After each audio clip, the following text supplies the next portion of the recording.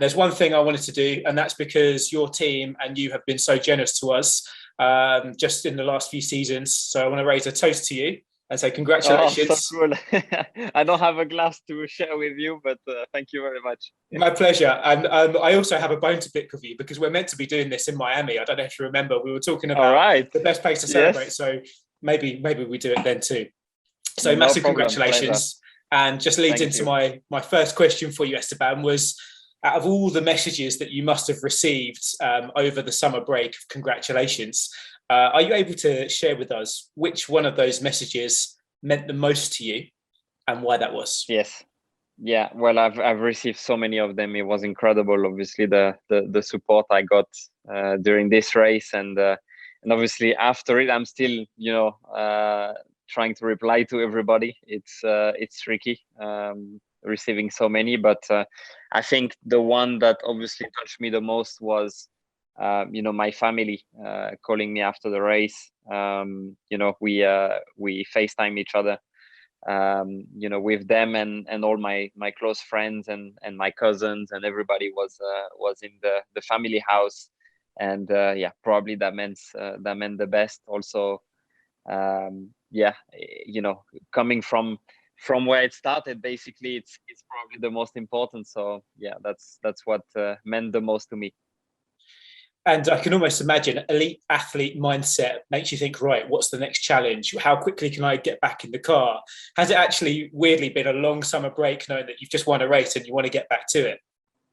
Yeah, it's been long, probably the last week, I would say. It was great, obviously, to have some holidays to recharge. I've enjoyed, a lot my time off. It was quite important to, rest and recharge, for that second half, which is going to be very, very busy. It's been an intense first part of season as well. So I totally feel ready. I feel, ready to get back into it. I'm now in Spa and yeah, here we are. So looking forward to get back into the car, obviously. Yeah, actually Spa and talking to you brings me a little bit of personal nostalgia. I got my paddock pass from 2018. Oh, so cool. Yeah, great year for you there as well in terms of performance. And I remember, so my first one in there, and it was the wet qualifying session on the Saturday. And I'm looking here at the weather forecast for the weekend, and it just brought back all these memories. And I wondered if for you, there's also a sense of nostalgia in terms of looking back to quality performances from your past historically as you go into this race weekend. Yeah, it's a strange circuit in terms of emotions. I would say that one. There is some awesome memories, but some horrible ones as well. It's my obviously start in Formula One, so 2016. Great memories. Obviously being P3 in qualifying in 2018 in a crucial moment. But I also came back here with horrible news. With Anthoine. So it is. Yeah, a roller coaster of emotions here.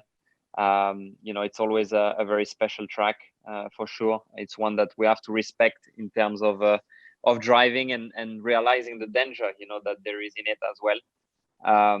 But yeah, always brings opportunity here because the weather is always crazy, and we have to be on the right side of the opportunity to be able to take it again this weekend. Yeah, of course. Actually, you mentioned Anthoine, and really important to remember that. So I completely get that. And as you said, with the weather, it's almost like with Spa, you could have rain at one section of the track, and you could have beaming sun on the other. So a tricky one for you there. Obviously, with a great win for you, with the Magic Man in P4 last time out. I mean, what is now when you're having your team briefing? What's a good, realistic goal for you this weekend? Where do you think you'll be happy competing in the pack? Yeah, I mean, we don't change, obviously, our targets. Of course, the result we got in Hungary was fantastic for all the team, but we have to stay realistic in terms of what we can achieve in pure performance. So on the Saturday, we're going to be looking at getting into Q3 again. Qualifying well and starting the points, that would definitely help us to have both cars there to keep fighting for that 5th place in the constructor that we've regained, after Budapest. So that's what we want to get, and yeah, finishing in the points would be a satisfying weekend. Of course, it's going to be a very close, race between all the midfield pack. Last year we had some good results, 4th and 5th.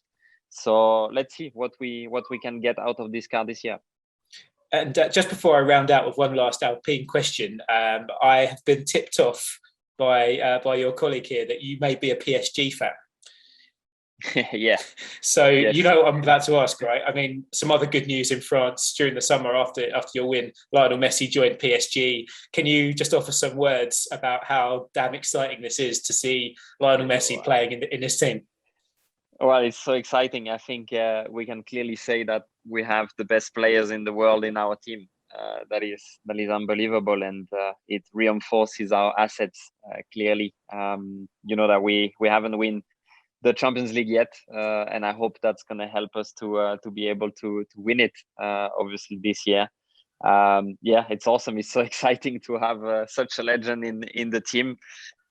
But yeah, we have many legends now in the team, so that's awesome. Yeah, just need to make sure Real Madrid keep their hands off Kylian Mbappe, and I think PSG are going to be good. Yes. Yeah, I saw that. I'm a bit worried, but it should be all good. I think one more season. I think we've got one more season. Yes. And I'll just round off. I know you've got another one coming up with just a quick one about Le Mans and the demo lap that you're able to take part in before the event. Can you just tell us a bit about how you felt going there, of course, as an F1 race winner doing the demo lap? And also, I'm sure some fans out there will be really keen to know if it's something you fancy taking on yourself in the future. Yeah, for sure. I mean, as I told you, I was so, looking forward to get back on the racetrack, and I had a little bit of a taste of being back on also one of the best tracks in the world. It's only 2 hours away from my family's home, so it's kind of a home race, and I've always seen it, from far away and as a spectator when I was younger. But being completely in it, be completely involved, looking at how it was working from the inside, and to get my first lap as well, that was a mega experience.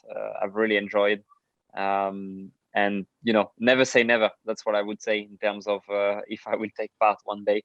Of course, my full focus is on Formula One. I want to become world champion one day, and that remains the primary target. But if an opportunity comes up, it's something you can't refuse. Go on, boss. One more lap. Let me have it. Go on. Yeah, that was fun. Guys, thanks so much again for your time. I know we're on a quick turnaround, so it's the end of my working day, so I'm going to actually drink this. It's not just enjoy. And I look forward to watching the race. Thanks again, guys, and I'll speak to you soon. Thank you very much, mate.